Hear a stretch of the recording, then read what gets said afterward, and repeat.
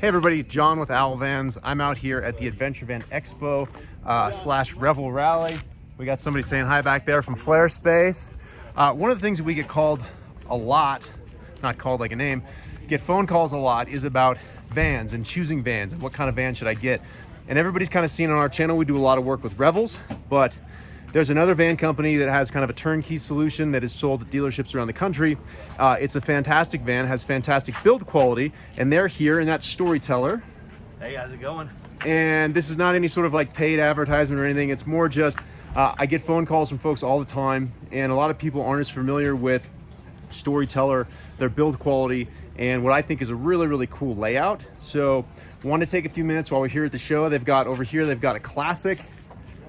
It's a white van here, and then we've got the stealth mode, and Owl Vans is actually going to be on their beast mode, which is their most beastie of vans. They're really, really cool, and we're here with some folks from Storyteller, and they're going to kind of walk you through the van and what makes it unique and show you kind of the bells and whistles. So I'll let you kind of take it from here. Awesome. But one of the things that I really liked about this van is people also ask about size of vans. So both the Revel and Storyteller's classic stealth and beast modes are 144s. And in a 144, even though they're a big van, you run out of space very quickly. And one of the things that has impressed me with the interior of Storyteller's vans, almost everything is modular. Everything serves two purposes, which is really, really nice. Like this seat here, which we call this our groove lounge. And you guys made this seat, right? Yes, we made this seat. So it very quickly and easily.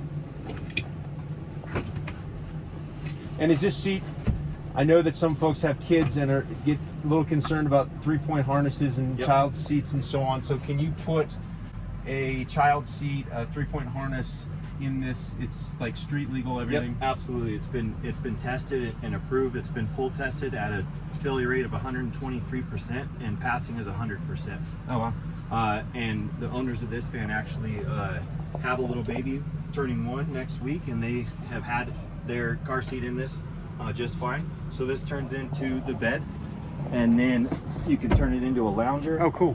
You can lounge it either way. It's like one of those as seen on TV beds with the motors and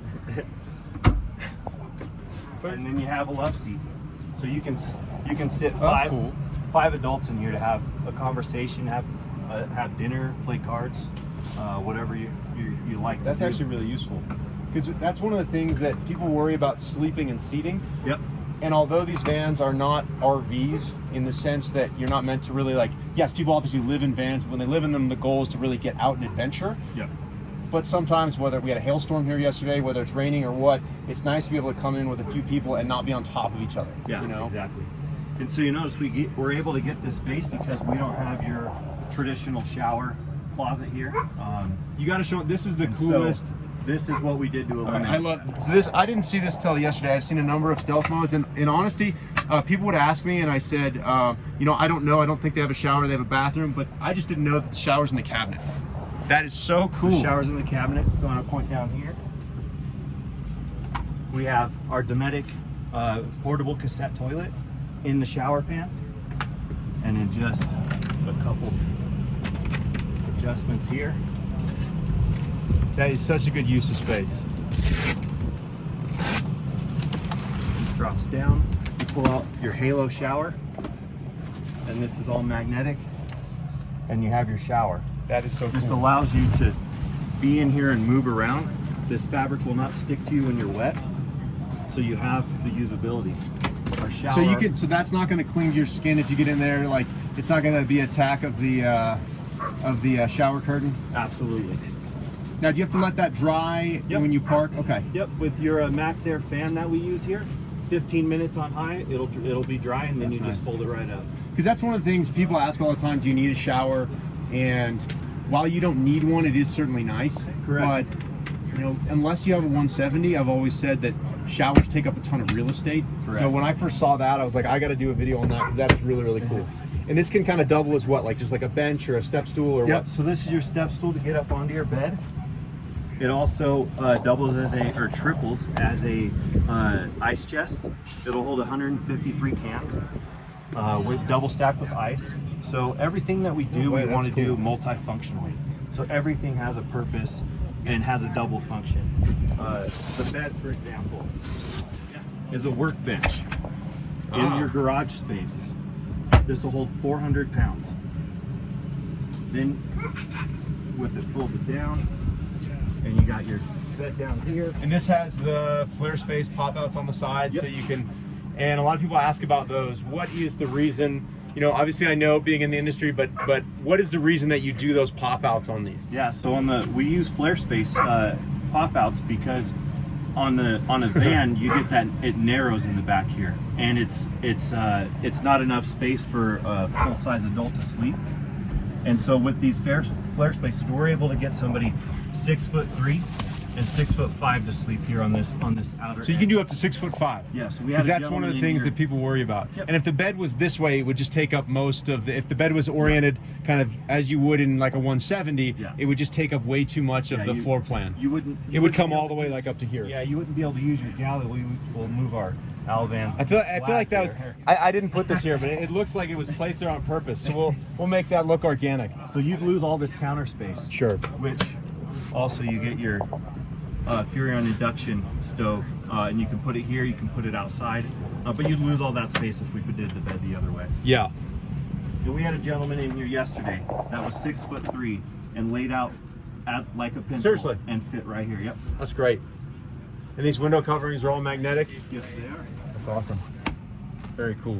Yeah, because it's so funny with folks in vans getting as popular as they are, people come at it with such different levels of knowledge and stuff that, having been in the industry and had a van for 10 years, you know, I know what a flare space is, and it's crazy because we get people commenting on stuff. They're like, wait, what are those pop outs? And I was like, oh, those are flare spaces. And they're like, well, what's that for? So it's kind of good to be able to go through with these videos, because again, people come at it from such different levels of knowledge. It's getting so popular that you've got people that have never, they don't know anything about vans, they don't know where to start. Right. And one of the problems that I've found is it's gotten so popular, there are so many van companies out there and builders that you've got everything from people that make a fantastic product and people that, you know, I wouldn't want to spend my money with. Right. And it's hard for consumers to make a choice. So anyway, the reason I'm saying that is because I want to bring people, builders and van companies that we work with, that we trust, that I would trust with my own money. Yep, absolutely. So our whole thing in this space is that we care about van life and what that means to people to enhance their life and change it. Not everybody's going to be a storyteller. But we want to give you the options to make that decision. So the biggest thing that really sets us apart is our power systems. We have a 12 kilowatt Volta power system, and in terms is that of lithium time, or AGM or lead acid? It's lithium. Full lithium system. Yep. And That's so awesome. what that and it's powered rechargeable by an 8 kilowatt alternator that is also done by Volta. Which means that it basically powers off the motor. So you run the motor. Now, do you have to drive it, or can you just idle it and it'll recharge? You have to drive it because it engages at 1500 RPMs. Okay. So you need a little bit higher idle. Yep. Got it. And so that allows you to get anywhere from 10 to 13 hours of constant air in harsh conditions. Constant air, is that constant AC? Air conditioning, not just fence. That's incredible. Right. I have 420 amp hours in our Revel, and I think that gets me only a couple hours of AC at most. I don't have an AC, but if I did, that's what it gets. So that's impressive. That is a killer power system.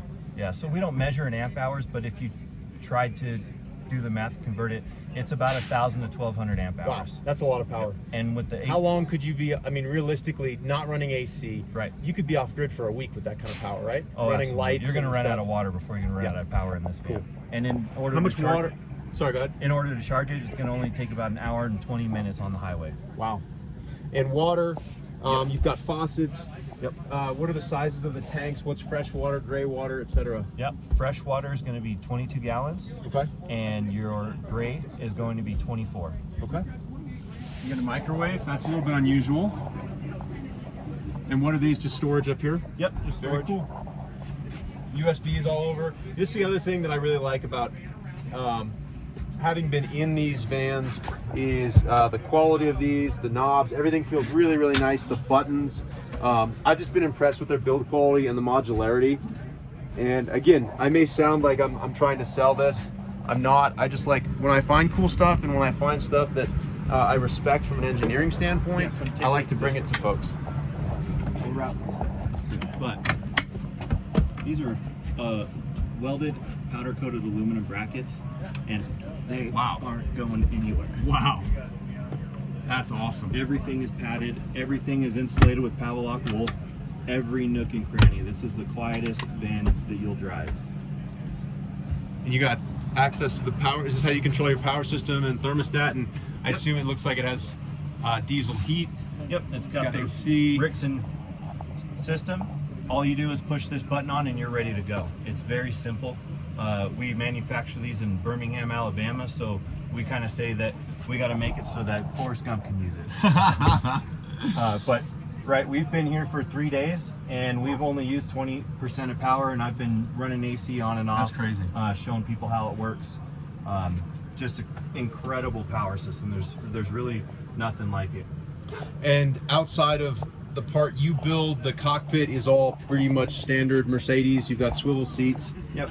And you know, that's kind of what you'd find in almost any Mercedes off the lot, right? Yep. You're gonna get on any 2021 model, you're gonna get the full Mercedes infotainment package, where you get the 10.5-inch touchscreen, the adaptive cruise. That whole package is gonna be what you're gonna get on that. And it looks like we've got a fridge here with a vent. You got the outside flip down table, and then on the outside, it looks like you've got a roof rack with an awning. Who does your roof rack? Who does your awning? We have 2 front runner roof racks that you can look at on their website as well. And then we run a Girard awning that's rated to 60 miles per hour. So 60 miles an hour of wind, and it's fine. Yep. I don't want to be outside 60 miles an hour of Correct. wind. You're going to know to put that in before that happens. So then we have our Luminous rack. And then if you come up here, We're trading. you'll see the front runner roof rack is fully enforced. We have our solar panels of 90 watts of solar, but it's going to give you ample storage. And you can go. You can go up there. You can sit. You can. Yep. You can lay up. Take that sunset photo for your Instagram. Sunset photo. You can watch the comet like we did last night. Awesome. So Very cool. Well, thanks for taking me through this van. Again, this is Storyteller. If you're making a decision on vans, it's definitely worth checking out what Storyteller makes. Again, you've got a classic, you've got a stealth, and then they have the beast mode that has some owl stuff on it. So I might be partial to the beast mode stuff. We're gonna walk around the show, check out some other stuff. A lot of you have seen Revels because we have a Revel, but we're gonna take you through some of the stuff on that and let you kind of compare and contrast the different builders and take you through some custom builds, and that will help you make a decision on what van is right for you. Thanks so much. yeah, no problem. If you have any questions, call Storyteller, ask for Captain Morgan, and they'll send you to me. Awesome.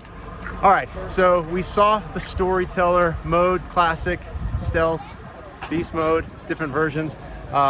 If you guys have followed our YouTube channel for a while, you have obviously seen our Revel. We own a Revel. We do a lot of different parts and accessories for it. We have lots of videos that go in depth into the interior of the Revel and what we do for it. But comparing and contrasting to the Storyteller that we just saw, aesthetically you can see the Revel. Now we've put a lot of our stuff on this, so aesthetically it looks a little bit different. We've got our lights and bumper and rear racks, but what we're worried about here is kind of more internally. Revel and Storyteller are kind of the biggest kind of turnkey available at dealership vehicles. So we'll step in here. Mine has a few aftermarket products, but the gist of the van is the same. Here you've got where the Storyteller had their big kind of modular configurable seat. This is a seat for a dinette or for driving. This table can be folded and then flipped down. The seats, just like in the Storyteller, the seats swivel. These are aftermarket seats. You, when you purchase Revel, you get the factory Mercedes seats. This can convert into a bed. What happens is you've got this here. It's part of the kitchen. This flips out, and then you pull a pin here.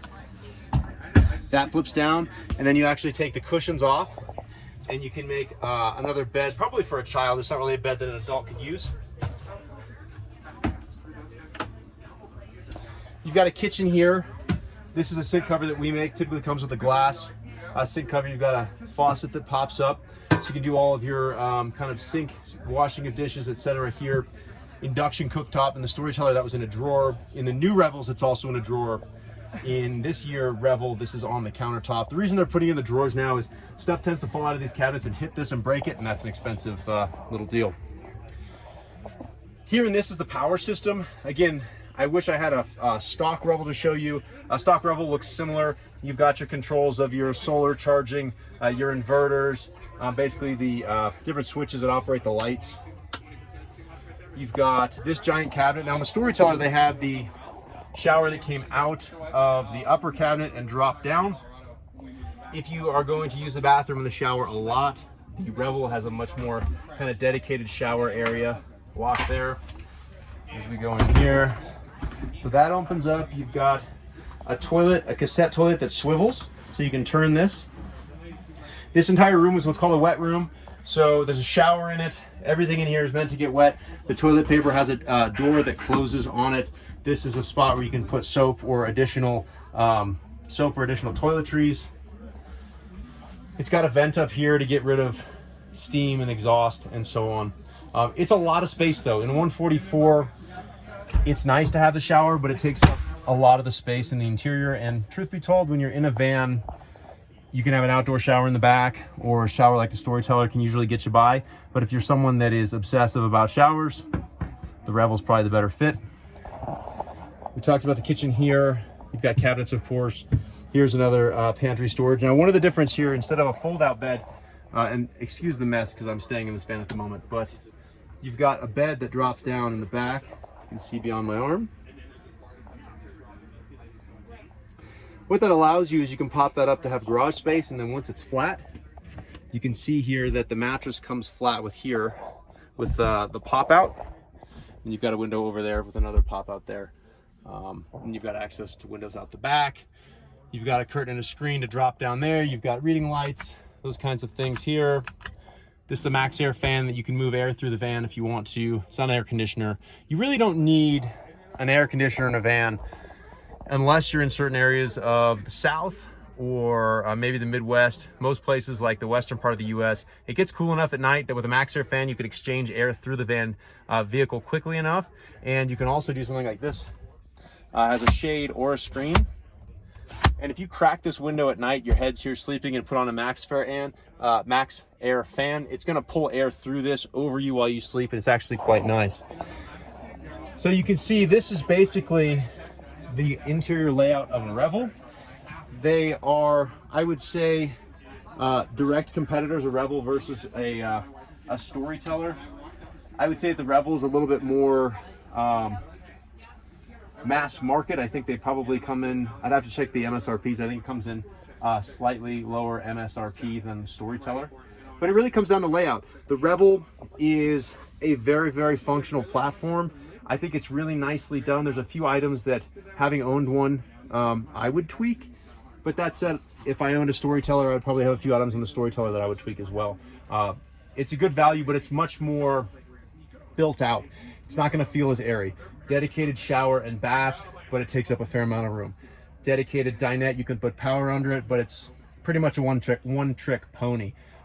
Storyteller is going to be more modular, more money, but so it really comes down to what works best for you. And I wanted to compare and contrast the Storyteller and the Revel because we do get so many people that call us and ask us about these vehicles, what we recommend, and I just want to take you on a quick tour, and hopefully that can help you make a decision about what van is right for you.